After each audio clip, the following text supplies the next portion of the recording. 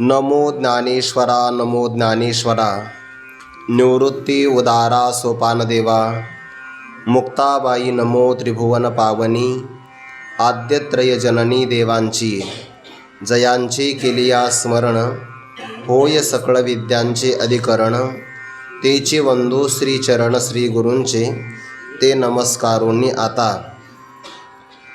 शुचो देशे प्रतिष्ठाप्य स्थिरमासनमात्मनः नात्युच्छ्रितं नातिनीचं चैलाजिन कुशोत्तरम आणि कही एक पहावे जे साधकी वसते होवावे आणि जनांचेनी पाय रवे रुळेचिना कैवल्य साम्राज्य चक्रवर्ती विश्वमौली ज्ञानोबाराय सकल ब्रह्मनिष्ठ गुरुजनांच्या परमकृपेने श्री भगवती ज्ञानेश्वरीच्या 6व्या अध्यायाचा विचार आपण करत आहोत.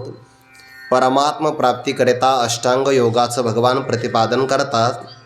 सर्वाधिकार सेव्य सर्वांना शक्य असणारा योग नियमाच्या भगवंताच्या त्या अंतकरणातला भाव साधन रूपाने प्रतिपादन करण्यासाठी या विषयाला प्रारंभ झालेला आहे. आणि मग ती योग साधना कुठं करावी, यासाठी काय दक्षता बाळगावी, याचाही भगवंताने अतिशय सूक्ष्म विचार या 11व्या श्लोकापासून प्रारंभ केलेला आहे. साधकीय जीवनामध्ये साध्य आहे ब्रह्मप्राप्ती, आणि ब्रह्मप्राप्ती साध्य म्हटलं की ती साधनावर अवलंबून आहे. साधन आपण किती करतो किंवा साधनेचा जीवनामध्ये किती स्वीकार आहे, याहीपेक्षा ती साधना कोणत्या देशात घडते, त्या साधने करता असणारा अनुकूल शरीर, इंद्रियांचं पाठव्य, मनाची स्थिरता, बुद्धीचा निश्चय, या सगळ्या गोष्टी अत्यंत सूक्ष्म आणि महत्त्वाच्या आहे. म्हणून भगवंतांनी त्याचाही विस्ताराने विचार या ठिकाणी काही बाबतीत प्रसंगाने, सूत्ररूपाने, तर कधी विस्तार रूपाने त्याचाही विचार केलेला आहे. साधना प्रामुख्याने कुठं करावी, याकरिता देश पवित्र असावा. स्वभावतः वा संस्कारतः ज्या देशामध्ये पावित्र्य आहे, जिथं कोणत्याही प्रकारच्या भूमीचा अशुद्धपणा नाही, अशा देशामध्ये साधना करावी. ते देश निवडत असताना पावित्र्य जसं पाहावं, तसं आपण जे आसन रचना करणार आहोत त्या आसनाचा क्रमाने विचार सांगितला. सर्वात खाली दर्भ असावे, त्यानंतर मृगचर्म असावं, कारण ज्ञानाची साधना आहे. ज्ञानोपलब्धी मृगजनी मोक्षसिद्धी व्याघ्रजिनी, मोक्षादी सर्व श्रेणीची सिद्धींची श्रेणी ते श्वेतकंबलासनी साधका, असा नाथ महाराजांनी विचार सांगितला. ज्याला ज्ञानोपलब्धी करायची आहे त्याने मृगाचं चर्म वापरावं बसण्यासाठी. ज्याला मोक्ष प्राप्त करायचा त्याने व्याघ्र चर्म वापरावं. आणि ज्याला मोक्षापासून अनेकही काही सिद्धी मिळवायची असेल त्याने श्वेतकंबलासनाचा वापर करावा. आपलं आसन स्वतंत्र असावं. त्या साधनाची पण रचना करताना अतिशय ते कमी प्रमाणात नसावं. न अतिनीचम, जर अतिशय नीच असेल तर भूमीचा गारवा लागू शकतो. आणि आसनाची बैठक जर अतिशय उंच असेल तर आसनावर बसल्यानंतर मनुष्य डोलूही शकतो. असं घडू शकतं. किंवा अत्यंत उंच प्रदेशामध्ये आपण साधनेला जर गेलो तर जर वारा प्रचंड प्रमाणात असेल तर आसनाची बैठक चांगली होणार नाही. आणि एखादा अतिशय दरीमध्ये जाऊन बसला खोल भागामध्ये तर भूमीचा गारवा, ओलावासुद्धा बाधू शकतो, असाही महापुरुषांनी अर्थ केला आहे. किंवा आसनाच्या संबंधाने जर हा विचार केला, न अतिउच्छ्रितम न अतिनीचम, आपलं साधनच आपलं आसनच अत्यंत कमी प्रमाणामध्ये हलकंही नसावं आणि आसनाची बैठक उंचही नसावी. ते आसनही पुन्हा स्वतःचं असावं. शब्द काय वापरला, आत्मनः आसनम, ते स्वतःचं आसन असावं. स्वतःची शय्या, स्वतःचं आसन, वस्त्र, कमंडलू, हे सगळं स्वतःचं जर असेल तर ते अत्यंत पवित्र असतं. आणि इतरांच्या जर वस्तू वापरल्या तर त्या मात्र अपवित्र असतात. दुसऱ्या व्यक्तीचं वस्त्र वापरणं, त्या व्यक्तीचे त्यावर संस्कार झालेले असतात. म्हणून भोजन करताना सुद्धा जे ताट असावं ते आपलंच असावं. लोकांच्यामध्ये ही सवय फार भयंकर सवय आहे. माणसं जेव्हा ताट घेतात ना, मन लावून अगोदर धुवून घेतात. जेवणाच्या अगोदर, पण जेवण झाल्यानंतर तितकं मन लावून स्वच्छ नाही करत. आपल्यानंतरही कोणीतरी यामध्ये जेवणार आहे याचा विचारच नाही. तो विचार फक्त स्वार्थी विचार केला जातो. पण तसं नाही. आपण जर उत्तर भारतामध्ये गेलो तर तिथं पाणी पिण्याकरता कमी प्रमाणात नळ असतात, पण ताटं धुवायला मात्र जास्त प्रमाणात नळ असतात. बहुतेक त्यांनी त्या स्वभावाचा अभ्यास केलेला आहे. लोक कारणं देतील, गर्दी होती, दिलं तसं ताट ठेवून. असं नाही चालत. तिथे घासणी असते, अनेक प्रकारचे पदार्थ असतात. स्वच्छता पाळली पाहिजे. दुसऱ्याचं असणारं आसनही आपल्याला साधना करू देत नाही. दुसऱ्याचे कपडे आपल्याला विकारी करतात. मनुष्याच्या मनातले विचार बाहेरच्या वातावरणावर प्रभाव टाकतील. यात नवल काय आहे? त्याच्या अंतःकरणातले विचार त्याच्या अंगावर असणाऱ्या कपड्यावर सुद्धा प्रभाव टाकतात. म्हणून दुसऱ्याचे कपडे परिधान करूच नाही. स्वतःचे असेल तर शुद्ध आहे आणि इतरांचे असतील तर ते अपवित्र आहे. आत्मनः स्थिरम आसनम, त्या आसनाची रचना करावी. पवित्र देशाचा विचार सांगत असताना संतांचं तिथं वास्तव्य घडलेलं असावं. ज्या ठिकाणामध्ये गेल्यानंतर समाधान मिळावं, वैराग्य वाढावं, अभ्यास करण्याची अपेक्षाच नसावी. अभ्यासाने स्वतः साधकाकडून स्वतःला करवून घ्यावं. आपण नाही अभ्यास करायचा. अभ्यासच स्वतःला साधकाच्या मार्फत पार पाडतो, करवून घेतो स्वतःला. असं रम्यपणाचे अखंड असावा. सहज एखादा व्यक्ती रस्त्याने चालला, तो जो पाखंडी आहे त्यालाही असं वाटावं की इथं आपण तपश्चर्या केली पाहिजे. जो व्यक्ती सकाम आहे त्याला असं वाटतं की आपण इथं बसलो, आता घरी जाण्याचं त्याने विसरावं. हे न राहणारे माणसं आहे बरं. सकाम माणसं एका जागेवर राहत नसतात. आणि पाखंडी मनुष्यसुद्धा तपश्चर्या करत नसतो. पाखंडी पुरुषाला तपश्चर्या करावीशी वाटावी, त्या साधनेचा प्रभाव आहे. जर समजा गावाकडची एखादी व्यक्ती आली, ते आळंदीतलं वातावरण पाहिलं, आजावृक्षाखाली सगळे तपस्वी महापुरुष, साधक, सिद्ध महात्मे पारायण करतात, तर त्यालाही असं वाटतं की आपण काही ना काहीतरी करावं. सहज न सांगता तो गळ्यातली माळ काढतो, कमीत कमी एक माळा का होईना जप करावा असं त्याला वाटतं. आता हे समजा आस्तिकाचं झालं. नास्तिकालाही कधी कधी वाटतं. मग काही माणसं आले का मग ते मंदिरातले अभंग वाचत बसतात, तिथल्या त्या ओव्या वाचतात. त्यालाही वाटतं की आपण केलं पाहिजे. हा त्या स्थानाचा, जागेचा प्रभाव असतो. हे न राहणारे आहेत. भ्रमण करणाऱ्याला ते राहावी, भ्रमतया ते बैसवी, आणि विरक्तीला मात्र थापटी मारून जाग करतं. आता शृंगारी पुरुषाला राज्याचा त्याग घडत नाही, पण त्यालाही असं वाटतं की श्रेष्ठ राज्य टाकावं. ज्ञानोबांनी मुद्दाम शब्द वापरला इथं. राज्य जर एखादा त्रासदायक असेल तर कोणाला टाकावा वाटेल? कोणी टाकू शकतो, त्रासच आहे राज्याचा. पण शब्द काय वापरला? न टाकता येण्यासारखं राज्य, त्याला म्हणतात श्रेष्ठ राज्य. आणि हे वर म्हणजे चांगलं असणारं राज्यही टाकावं. हल्लीच्या काळामध्ये असं म्हणावं लागेल की चांगलं असणारं मंत्रिपद टाकावं. ओघामध्ये असं वाटेल ना आपल्याला. हे राज्यवर सांडीचे, मग निवांता येथेचे असेचे. निवांतपणाने, कोणती व्यस्तता नाही, व्यग्रता नाही, निवांत राहावं. मनुष्य शांततेकरता प्रयत्न करतो. सगळे माणसं प्रयत्न कशा करतात? शांततेसाठी. आणि शोध कुठं घेतात? अशांततेमध्ये. ज्या गोष्टीमुळे आपली अशांतता वाढेल त्यामध्ये शांतता मिळेल कशी? शांतता मिळण्याचं एकमेव ठिकाण आहे अध्यात्म. व्यवहारामध्ये शांतता मिळणार नाही. व्यवहार जग समुद्राच्या लाटेप्रमाणे आहे. ते कधीच शांत राहणार नाही. ते सारखं चंचल होत राहणार. म्हणून चंचल, विनाशी, अशांत पदार्थामध्ये समाधान नाही मिळणार. ते एखाद्या पवित्र देशामध्ये गेल्याशिवाय मिळत नाही. म्हणून तिथे जावं. निवांता येथेची असेचे असा अंतकरणामध्ये भाव त्या स्थानाला पाहिल्याबरोबर निर्माण होतो. कोणाच्या? ऐसे शृंगारियाही उपजे देखत खेवो, जे येणे माने बरवंट. याप्रमाणे जे स्थान चांगलं आहे म्हणजे वैराग्य वाढतं, समाधान उत्कर्षाला प्राप्त होतं.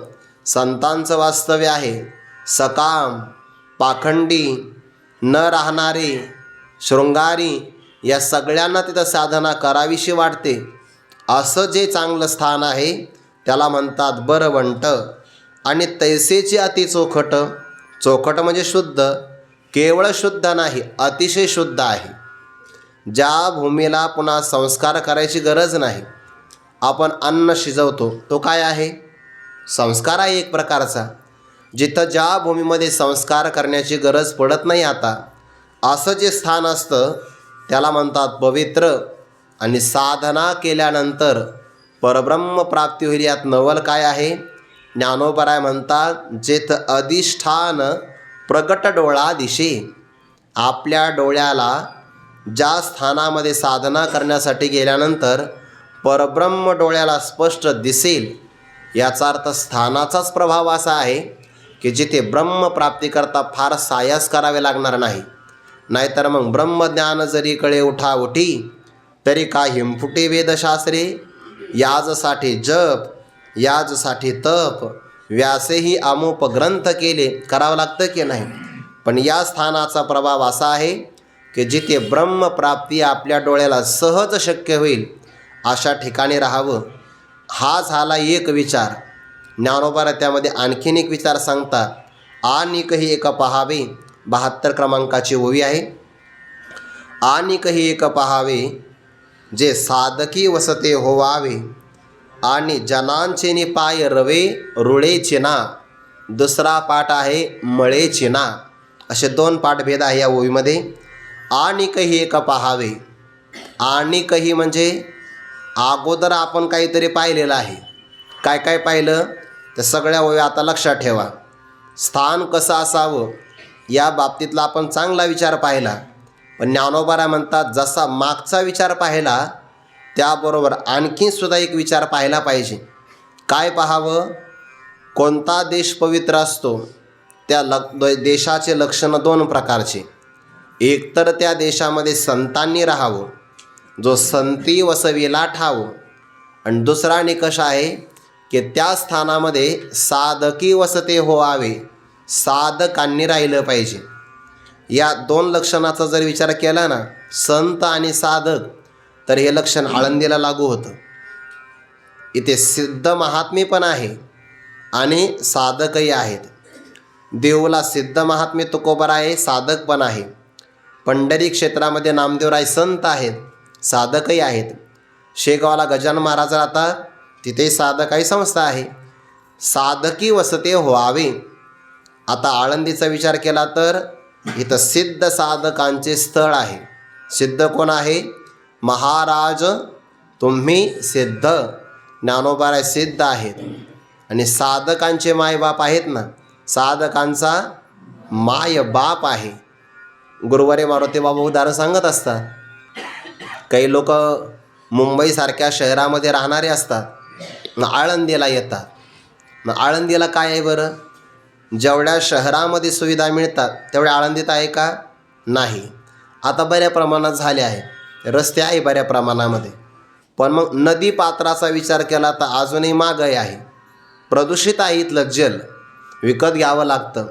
आळंदीचं पाणी नाही आपल्याला प्यायला, दुसऱ्या भागातून आणावं लागतं. पाणी विकत आणायचं. इथे पाहिजे तेवढ्या काही सुविधा नाही. मग तुम्ही मुंबईसारख्या शहरातल्या सुविधा सोडून आळंदीला का बरं येतात? मग ते उत्तर देतात, बाबा शहरामध्ये सगळं आहे, पण ज्ञानोबांची समाधी कुठे आहे? ते फक्त आळंदीत आहे. आणि बाबा सांगत असं, आळंदीमध्ये असं आहे, पाखराप्रमाणे साधकांची गर्दी बघा.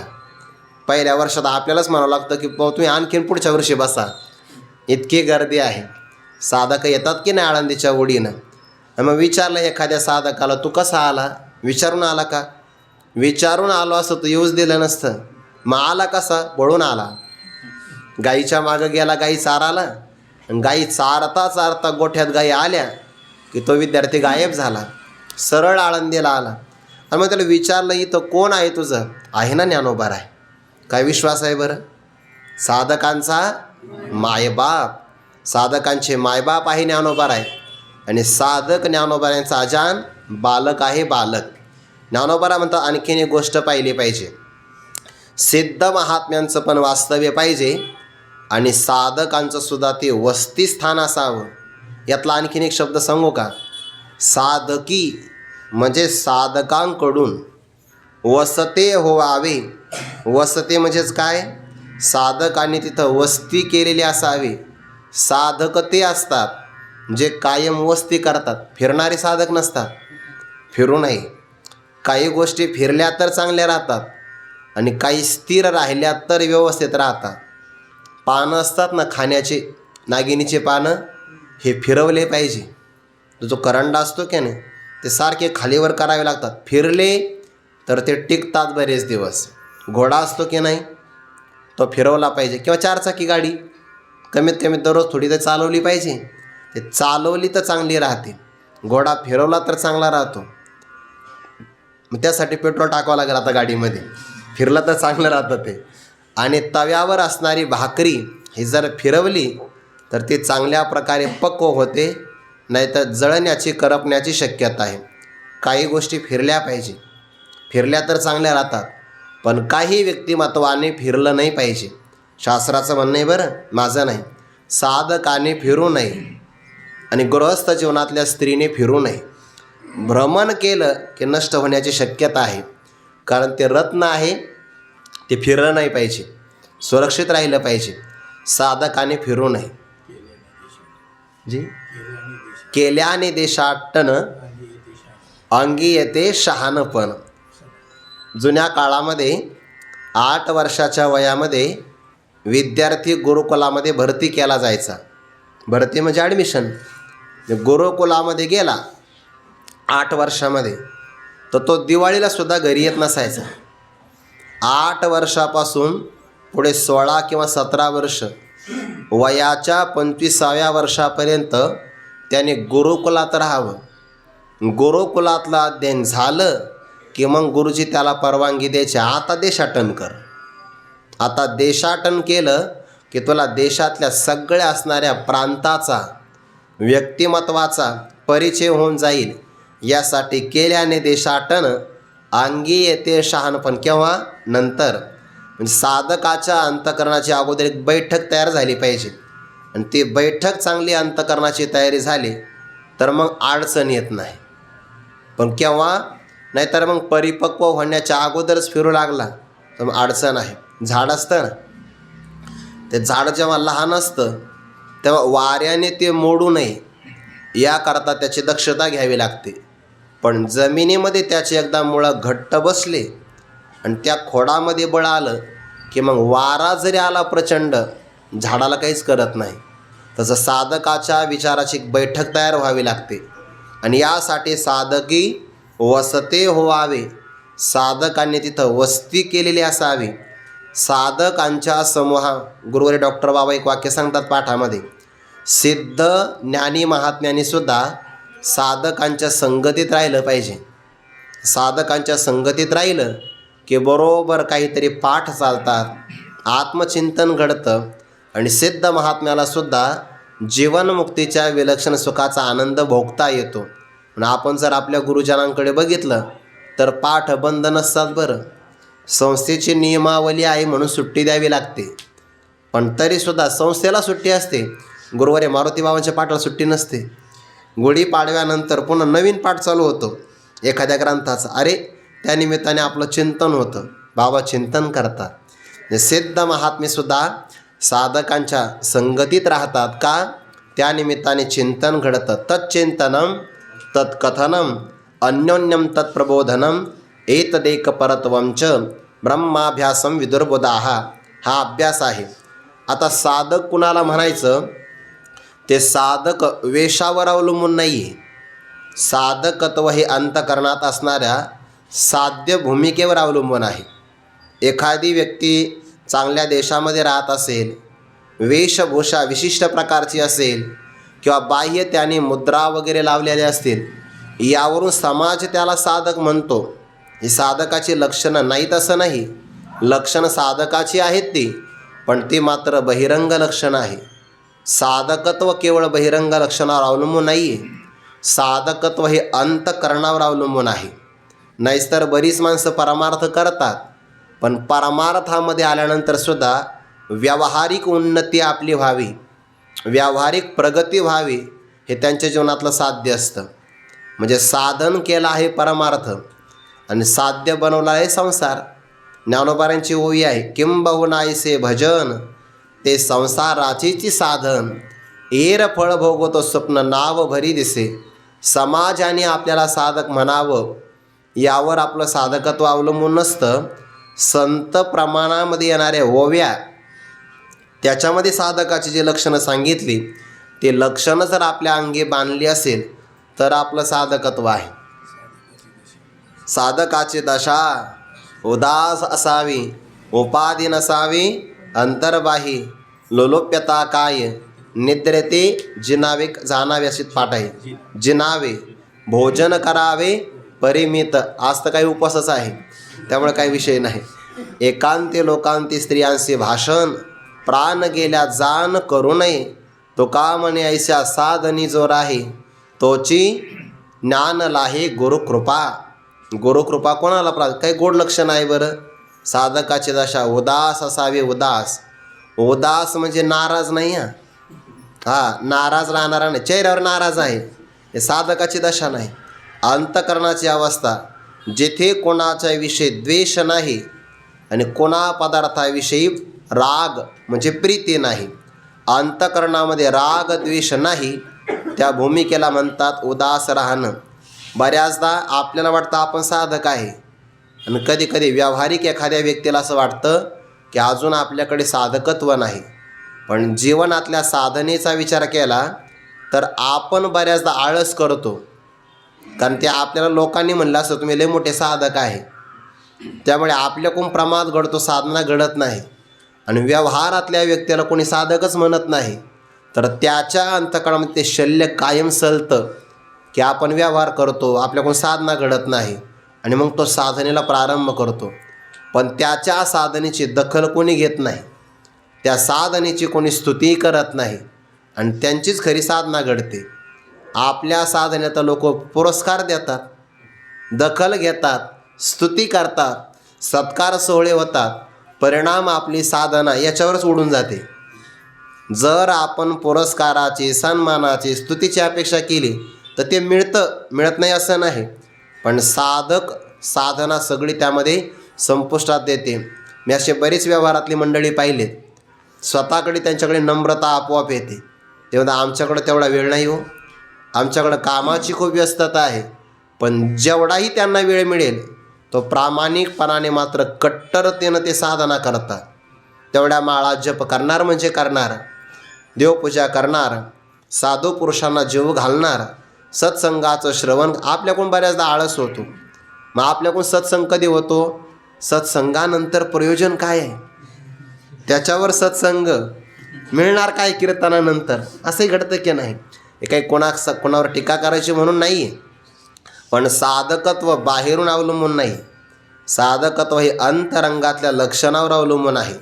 एखादी व्यक्ती व्यवसाय करू शकते आणि त्याचबरोबर ती पराकोटीचे साधकही असू शकते. एखादी व्यक्ती राज्य चालवू शकते पण त्याबरोबर त्या साधकापेक्षा सुद्धा त्यांची मोठी साधना असू शकते. आपण बऱ्याचदा ते उदाहरण पाहतो. याज्ञवल्क्य पाठ सांगायचे जनकाच्या नगरीमध्ये आणि जनकजीसुद्धा दररोज पाठाला यायचे. पण आता देशाचा राजा आहे, राजा असल्यामुळे थोडासा विलंब व्हायचा. पण जनकजी येईपर्यंत पाठ प्रारंभ नाही करायचे. असं बऱ्याच वेळा घडलं. काही विद्यार्थी लवकर येऊन बसायचे पाठाला आणि याज्ञवल्की आले तर पाठ काही सुरू होत नसायचा. अजून जनकजी आले आहे. एका विद्यार्थ्याने विचारलं, का रे म्हणे, आपले गुरुजी दररोज उशिरा पाठ चालू करते, आपण लवकर येतो.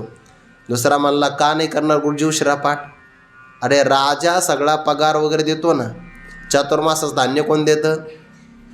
जनकजी देतात. आणि मग आश्रम तर चालला पाहिजे की नाही.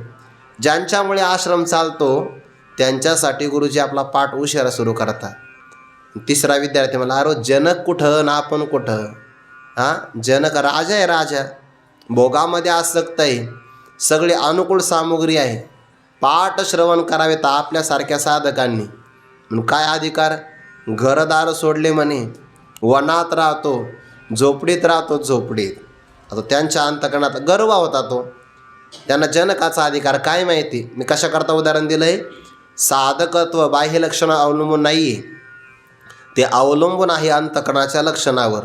याज्ञवल्क्य होते ते. त्यांना साधकांच्या अंतःकरणातलं मनोगत कळालं. यांना जनकांचा अधिकार कळाला पाहिजे आणि आपण कुठं हेही यांना कळालं पाहिजे. दोन गोष्टी कळाल्या पाहिजे, जनकाचा अधिकार आणि आपण कुठं आहे अजून हे कळालं पाहिजे. ते जनक जे पाठाला आले, तर पाठ प्रारंभ झाल्यानंतर याज्ञवल्क्य ऋषींनी मायेचा वापर करून मायावी अग्नी लावला. लागला न वनवा. वनवा लागला तर त्या सैनिकांनी बातम्या पोचविल्या राजाला. राजन, वनवा लागला म्हणे जंगलाला. कुठपर्यंत लागला? जंगलाला. राजधानीपर्यंत आला का? नाही. चालू द्या गुरुजी पाठ, काही अडचण नाही. पाठ प्रारंभ होत राहिला. ते वनवा लागला, तो पलीकडच्या जंगलाला लागला होता. तो राजधानीच्या जवळ आला. जवळच्या जंगलात वनवा लागला आणि तिथं या साधकांच्या झोपड्या होत्या. पुन्हा बातमी आली, अहो गुरुजी, साधक जे आहे ना, साधक सदन जिथं आहे झोपड्या तयार केलेल्या जंगलामध्ये, तिथं वनवा लागला. करायचा का पाठ बंद? जनक जे म्हणले नाही ना, पाठ चालू द्या. मग साधकांनी ऐकलं. आपल्या झोपड्यापर्यंत अग्नी लागला. तुला ते नारळ शाली वगैरे काय काय ठेवलेले आहे जपून, आपल्या ते का भंडाऱ्यामध्ये मिळतात ते. आणि ते मग आता जर आग लागली तर करायचं काय? असं एक एक एक एक असं माग उठून गेले. आणि पाठ कोणाकडे बघून चालू आहे? जनकाकडे बघूनच पाठ सुरू आहे. ते साधक गेले, त्याने ते मग पाणी वगैरे टाकलं, व्यवस्थित कपडे वगैरे आवरून मग पाठाला आले. पुन्हा पाठ सुरूच. तोपर्यंत राजधानीपर्यंत अग्नी लागला. राजधानीतून मग राजवाड्यात, राजदरबारातून मग पाठापर्यंत अग्नी. आणि जनकजी ज्या आसनावर बसले होते त्या आसनाला सुद्धा अग्नी लागला. यात नवल नाही, एक पाय अग्नीत जळतो आहे. आणि तेव्हा याज्ञवल्क्यांनी विचारलं सगळ्या विद्यार्थ्यांच्या देखत, अरे जनका, अग्नीमध्ये पाय जळतो आहे, करायचा का पाठ बंद? तिने, गुरुजी, अग्नीमध्ये जळणारा पाय देहाचा आहे आणि तुमच्या पाठामुळे मला कळालं देह हे माझं स्वरूप नाही, मी तर अमर आत्मा आहे. नैनम छिंदन्ति शस्त्राणी नैनम दहति पावकः न चैनम क्लेदयन्त्यापो न शोषयति मारुतः. म्हणजे मिथिलायाम प्रदीप्तायाम न मे दहति किंचन. मिथिला नगरी सगळी अग्नी लागू द्या, मला मात्र काही होणार नाही. तेव्हा त्या विद्यार्थ्यांच्या लक्षात आलं, हो, याच्यामुळंच मग पाठ उशिरा सुरू होतो.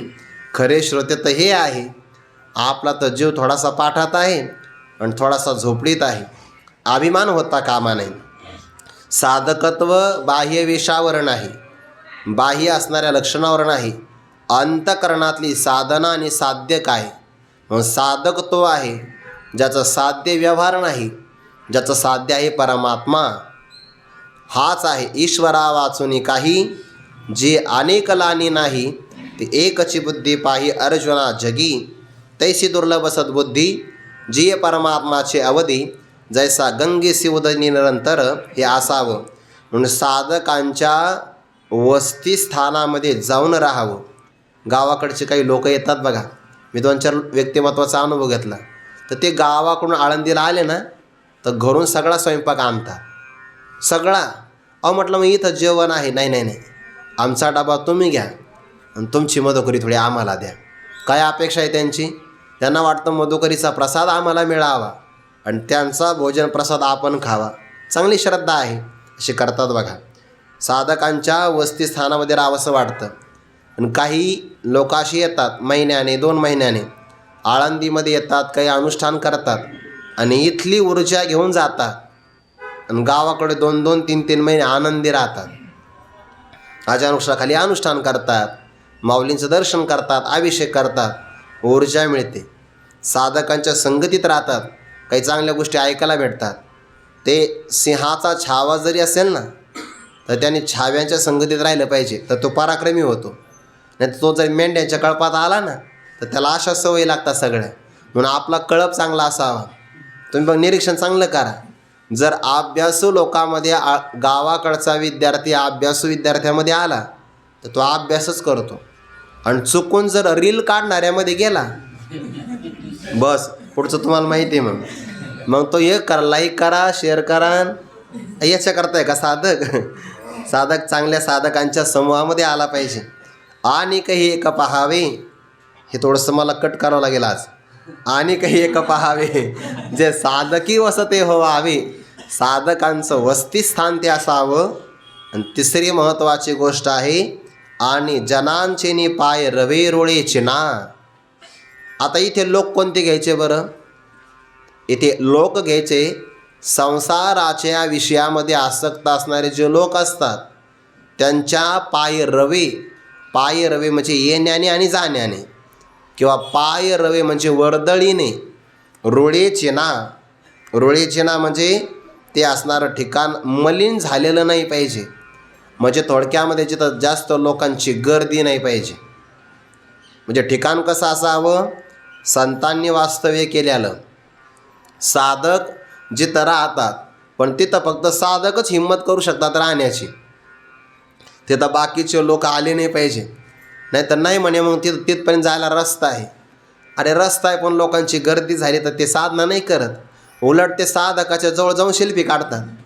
आम्ही आज इथं गेलो होतो, साधक राहिला बाजूला. लोकांची तिथं येण्या जाण्याची गर्दी नाही झाली पाहिजे.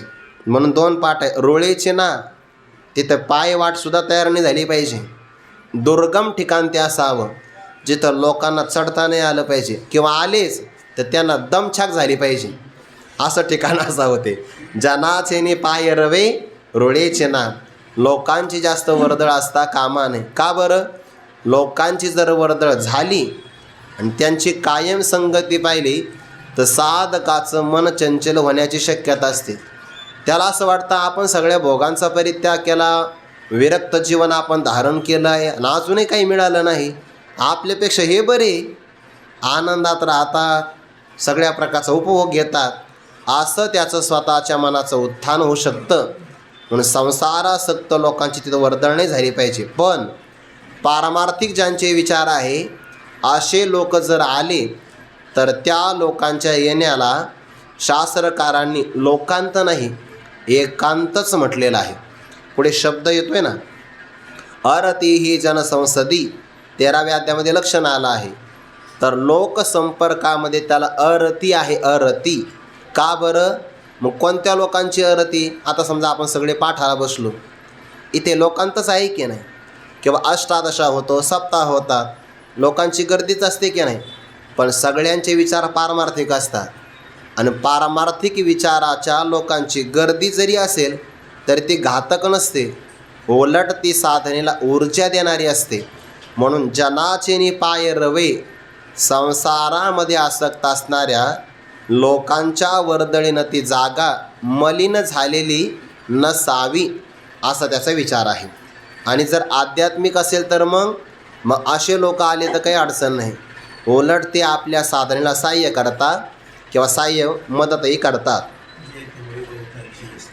जेत होय बहुतांची वस्ती, अनिवार कलह प्राप्ती, तेथ अनिवार कलहो प्राप्ती, दोघे एकांती बैसती, वार्ता करीती बहुविध, जेत गोष्टी खालू काळू जाये, तेथ सहित न हो लाय.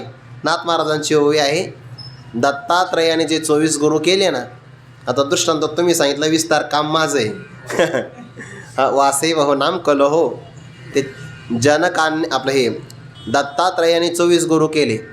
त्या 24 गुरुमध्ये लग्न ठरलेलं आहे पण लग्न अजून झालेलं नाही. अशा एका कुमारिका कन्येला त्यांनी गुरु केलं. ज्याला शिकायचं त्याला कुठूनही शिकता येतं. संस्कार गोळा करणं याला शिक्षण म्हणतात. खरं शिक्षण हे आहे, चांगले चांगले संस्कार गोळा करायचे. त्याने त्या कुमारिका कन्येला गुरु कसं केलं, तर त्या कुमारीला आईवडिलांनी घरी ठेवलं. आईवडील यात्रेला निघून गेले, तर त्या कुमारिका असणाऱ्या कन्येचं वर्तन, तिचं असणारं आचरण, तिचा बोलण्याचा व्यवहार, हे सगळं पाहण्यासाठी काही जुने जाणते वरपक्षाकडचे लोक तिथं आले. साक्षात नवरदेव नाही आला. त्या हल्लीच्या काळातलं नाही एकटाच जातून पाहून येतो, तसं नाही आहे. जुने जाणते काही लोक आले आणि त्यांनी मग त्या घराची कडी वाजवली. तर त्या मुलीने खिडकीतून बसण्याकरता आसनं दिली. त्यांच्या लक्षात आलं मुलगी घरामध्ये एकटीच आहे.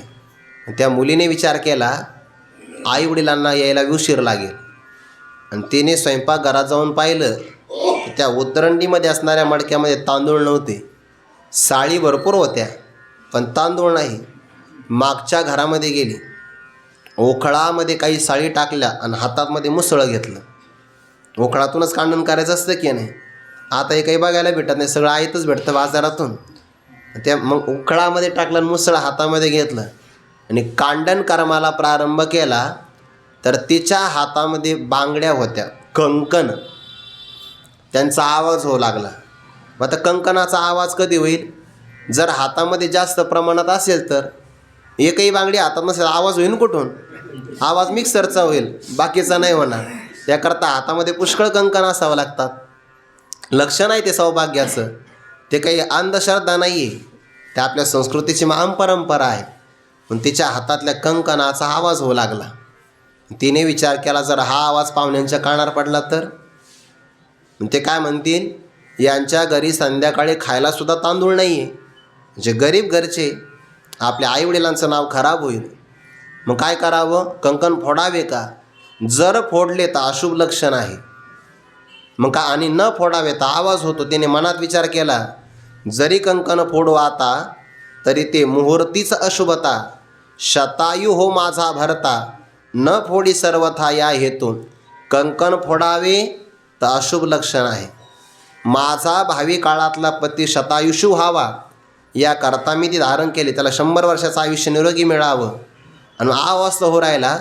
पण तिने बाकीचे कंकण तसेच ठेवले, म्हणजे बाकीचे काढून टाकले आणि फक्त 2 ठेवले आणि कांडण कर्माला प्रारंभ केला. तर 2 लागले तरी आवाज होऊ लागला.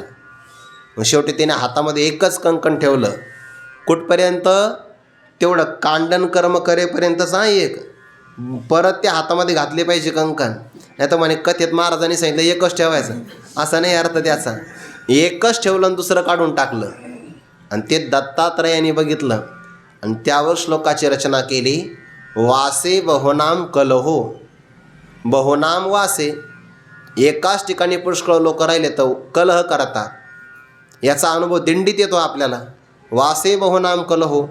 दोघे असेल तर भवेद वार्ता द्वयोरोपी. दोघं जरी एका ठिकाणी मिळाले तर गप्पा मारतात. मग काय करावं? एक एव चरे तस्मात. म्हणून साधकाने एकटं राहावं. एकटं कसं? कुमार्या इव कंकणः. त्या कुमारिकेच्या कन्येच्या हातातील कंकणाप्रमाणे एकटं राहावं. जनांचेने पाय रवे रुळेचे ना. साधकांनी समूहामध्ये राहावं, पण साधना मात्र एकट्याने करावी. सुभाषितकारांचं असं म्हणणं आहे, ज्याला तप करायचं त्यांनी एकट्याने तप करायचं, आणि ज्याला अभ्यास करायचं त्यांनी दोघांनी करायचा. एकच तपः द्विरभ्यासी असं म्हटलं आहे. तप एकट्याने करावं, अभ्यास दोघांनी करावा. गायन तिघांनी करावं. तिघांनी म्हणजे वाजवणारा एक मागे म्हणणारा आणि एक पुढे म्हणणारा. गायन तिघांनी करावं. प्रवास चौघांनी करावा. आणि शेतीमध्ये 5 किंवा 7 माणसं असावे आणि ते एका कुटुंबातले असावे तर शेती होते. हल्लीच्या काळात असं शहरामध्ये पुष्कळ प्रमाणात मजूर गावाकडे चालेल, गावाकडे काम करायलाच कोणी नाही. शेती केव्हा होत असते? एका कुटुंबातले जर व्यक्ती एकत्र असेल तर. ते प्रवास चौघाचा असावा, गायन तिघाचं सुभाषितकाराचं म्हणणं आहे. आणि काही एक पहावे जे साधकी वसते होवावे. आणि जनाचे पाय रवे रुळेचे ना. लोकांच्या वर्दळीनं ते ठिकाण मलिन झालेलं नसावं. संस्कार असतात लोकांचे वेगवेगळे, आणि त्यांचं आगमन होत राहिलं की त्यांचे संस्कार त्या भूमीवर चढतात. म्हणून काही आश्रमामध्ये लोक जर आले तर पहिली त्यांची व्यवस्था पाय धुण्याची आहे. पहिले पाय धुवा, हात धुवा, मग आश्रमात या. ते कुठून आलेले असतात काही माहिती नसतात ना, म्हणून त्यांचा स्पर्श होऊ देत नाही. काही खूप या बाबतीमध्ये दक्षता बाळगतात. त्यांना बसण्याची सतरंजी वेगळी, आपलं आसन वेगळं. आणि काही लोकांना याचं तारतम्य नसतं, खुशाल ते जाऊन बसतात. अरे ते साधना आहे त्यांची झालेली, त्यांना नंतर काय अडचण काही नाही पाहत ते. त्यालाही धोरण लागतं थोडंसं. आणि काही एक पहावे जे साधकी वसते होवावे. आणि जनाचे पाय रवे रुळेचे ना. इथपर्यंत पाहिलं आपण संतांचं साधकांचं वास्तव्य असावं, लोकांची जिथं वर्दळ नसावी, येणं जाणं नसावं. मग आता साधकांनी खायचं काय, पाणी कोणतं प्राशन करायचं, ज्ञानोबा त्याची पण व्यवस्था सांगतात. साधकाने भिक्षेवर जीवन जगावं, चव पालवी बांधणी करी, भिक्षा मागावी दारोदारी, परी अन्न आच्छादनावरी, आयुष्य तिळभरी न वेचावे. भिक्षा मागावी, अन्न तयार करण्याकरता साधकांनी वेळ वाया घालवू नये. जे मिळेल, ज्या प्रसंगाला मिळेल ते सहज भक्षण करावं आणि साधनेमध्ये वेळ खर्च झाला पाहिजे. अन्न मिळवण्यामध्ये आणि आच्छादनाच्या बाबतीमध्ये आयुष्य तिळभरसुद्धा त्याने खर्च करू नये. आणि हा तो वनात गेला आहे साधक, खावं काय, आता ते ज्ञानोबाऱ्यांचं लक्षण आहे. काय ओवीत लक्षण केलं महाराज, या ओवीचा विचार जर केला तर ज्ञानोबाऱ्यांची काव्य प्रतिभा किती सूक्ष्म आहे, निरीक्षण किती शक्ती अफाट आहे, कळतं बघा. तिथं झाडं असावे आणि कसे असावे बघा. आता जेथ अमृताचे निपाडे, पहिलं लक्षण, मुळाही सकट गोडे, जोडती दाटे झाडे सदा फळती. काय लक्षण आहे, त्या लक्षणामध्ये अतिव्याप्ती, अव्याप्ती आणि असंभव या 3 दोषाने जे रहित असतं ते लक्षणाचं लक्षण आहे, किंवा असाधारण धर्माला लक्षण म्हणतात. ज्ञानोबा म्हणतात तिथं झाडं असावे पण कसे, त्यांना फळं असे लागावे अमृताचे निपाडे, म्हणजे अमृताची तुलना करावी इतके गोड त्यांना फळं लागावे. बरं, झाडाला फळं लागतात पण झाड कसं असावं, मुळाही सकट गोडे. अगदी झाडाचं मूळ जरी काढलं तर मूळसुद्धा गोड लागावं. म्हणजे झाडाचं मूळ गोड आहे, फळं गोड आहे, त्याचे पानं कडू राहतील का, ते पानंसुद्धा गोडच राहतील की नाही. प्रसंग जर आला तर त्या साधकाला वाटलं नाही 2-3 दिवस पान भक्षूनच करायचं आपल्याला साधना, आजान वृक्षांची पाणी जाण, जो भक्षण करील अनुष्ठान त्याचे साध्य होईल ज्ञान, येथे संशय नाही. नाथ महाराजांचं प्रमाण आहे या बाबतीमध्ये. मुळा सकट गोड, आजानुक्षामध्ये आरोग्य फार मोठं आहे, आरोग्य आहे आजानुक्षामध्ये, म्हणून तो भाव सांगितला. आपल्या संस्थेमध्ये गुरुनाम गुरु असणारे व्यंकटस्वामी महाराज आणि लक्ष्मण बाबा इगतपुरीकर यांनी साधना अशीच केली. जोग महाराजांनी सांगितलं की तुम्ही पारायण करा. मग 100 पारायणं कशी, एका दिवसात 1 पारायण. आणि जोग महाराजांनी त्यांची दुधाची व्यवस्था केली होती. दररोज 1-1 लिटर दूध दिलं जायचं सायंकाळी. सकाळी अनुष्ठान करायचं, 100 पारायण केवळ दुधावर आणि 8 पारायण केवळ आजान वृक्षाची पाने भक्षण करून. खरं तर कमीत कमी 21 पारायण तरी झाली पाहिजे आपली, असं मलाही वाटतं. पण माझी कधी होईल काय माहिती. आता वाटलं होतं सुरुवातीला करावे, पण बहुतेक आता होईल का नाही सांगताय, पण झाली पाहिजे. करू, मला वाटतं आज पर्व काळ, आज थोडं सुरू तर करू, जेव्हा होईल तेव्हा होईल. जे तर अमृताचे निपाडी, अमृताप्रमाणे गोड, मुळाही सकट गोड. पुन्हा अमृताच्या तुलनेनं मुळा सकट गोड असणारी, जोडती म्हणजे सापडतात, प्राप्त होतात. पण म्हणे बघ तसं झाड आहे, पण एक या डोंगरावर, एक त्या डोंगरावर, एक या दरीत, दुसरं पलीकडच्या दरीत, असं नाही. दाटे झाडे, दाट प्रमाणात ती झाडं आहे. पण ज्ञानोबा आहे, काही झाडाला फळं लागतात वर्षातून एकदाच, हंगाम आला तर फळं ना. ज्ञानोबा म्हणतात तसं नाही, सदा फळं ती. त्या झाडांना फळं कशी लागली पाहिजे, सदैव लागली पाहिजे. किती लक्षण गोड आहे, म्हणजे झाडाला वर्षभर फळं असावी, ते झाडं पुन्हा दाट प्रमाणात असावी, मुळासकट गोडही असावी आणि अमृताप्रमाणे सुंदर असावी. किती लक्षण गोड केलं. नाहीतर अमृताप्रमाणे गोड आहे तर मूळ आणि पान वाईट आहे, मूळ आणि पान चांगलं आहे तर एक झाड इथं तर एक दुसऱ्या तालुक्यात, असं नाही चालणार. मग साधकाने काय झाडाच्याच मागं पळायचं काय. बरं, मिळाली फळं, 4च महिने मिळाले, 8 महिने खायचं काय, म्हणून सदा फळते. किती गोड लक्षण आहे. म्हणजे ओवी जरी ऐकली तर आनंद वाटतोय. जेत अमृताचे निपाडे, मुळाही सकट गोडे, जोडती दाटे झाडे सदा फळती. हे सदा फळती का म्हटलं माहिती आहे का, साधकाने दररोज ताजी फळं खावी, ताजी फळं. कारण जर त्याला असं वाटलं नाही बा आता 2-4 दिवस काही मिळणार, एकदाच आणून ठेवी, सुकून जातील ना. आणि सुकलेली फळं खायला बरी वाटतात, आळस देतात. ते आहारशास्त्राचा नियम असा आहे, शिजवलेलं अन्न 3 तासाच्या आत खाल्लं पाहिजे.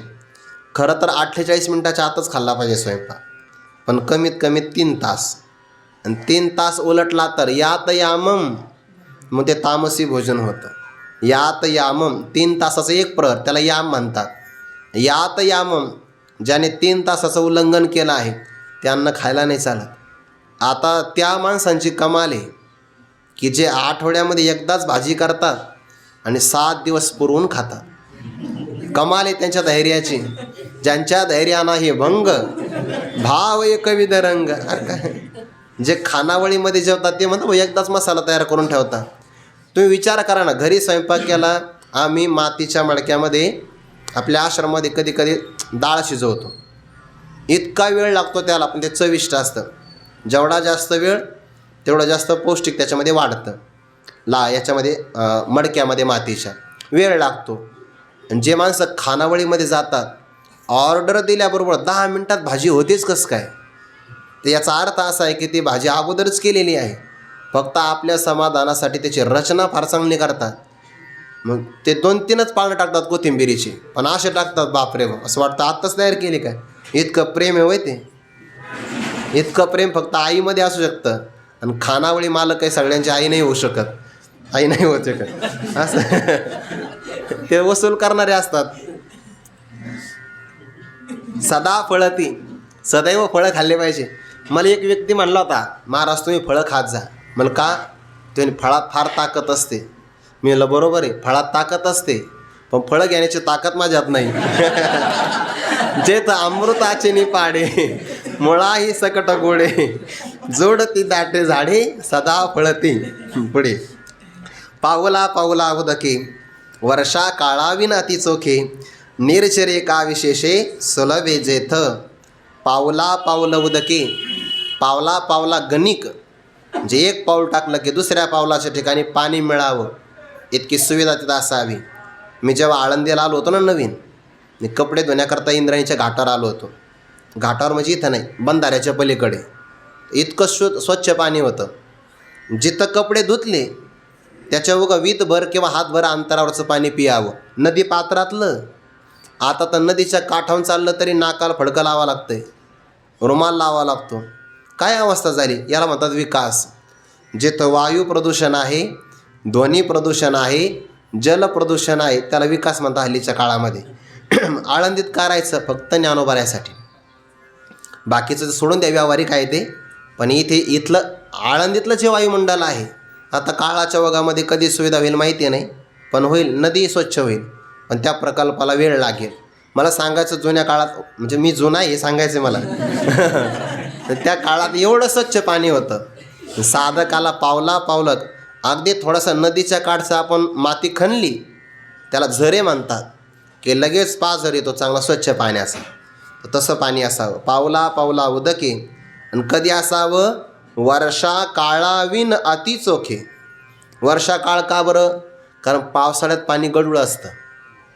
पावसाळ्यात नदीचं पाणी गढूळ असतं, पण नदीच्या काठी जर आपण एखादा झरा, तर गावाकडे जिरा म्हणतात, ते झरा जर आपण खणला त्याचं पाणी स्वच्छ राहतं.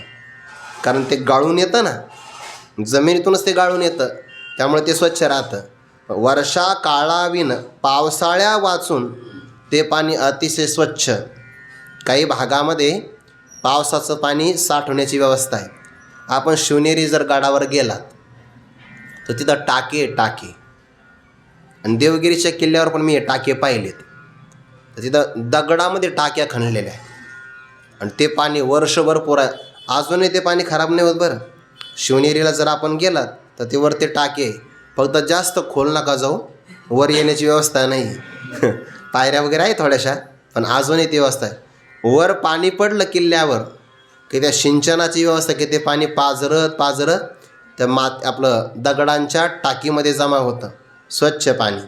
वर्षा काळाविन अति चोखे, पावसाळ्या वाचून अतिशय स्वच्छ पाणी निर्मळ आहे. निरचरे का विशेषे सुलभे जेथ. सुलभ म्हणजे कष्ट न करता, विशेष करून ज्या ठिकाणी निर्झर म्हणजे झरे लागतात. मग साधकाला दुसरं काय लागतं?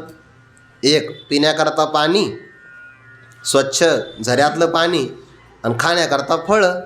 ते फळं हे आहे. आता तिथं बाकीचं वायुमंडल कसं असावं, उष्णता, वारा, पशु आणि पक्षी कोणते असावे, याचाही विचार येणार आहे.